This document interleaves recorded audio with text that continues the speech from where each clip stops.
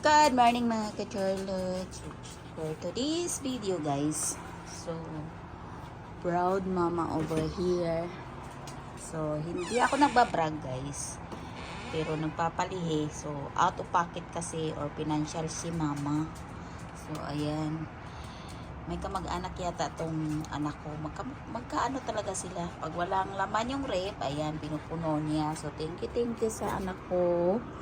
Ayan. So, hindi sa pagbabrag, piniplex ko lang kung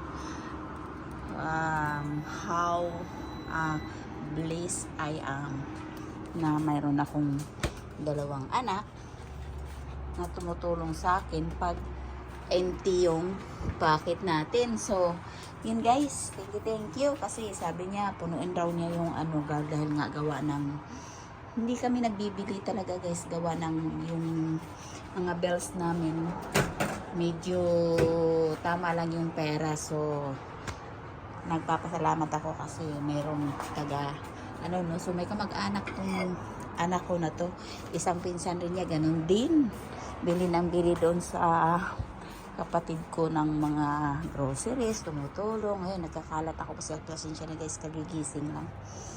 So, kalat pa more. So, ayan. Ito yung niluto niya kagabi. Kakainin natin. Thank you for watching.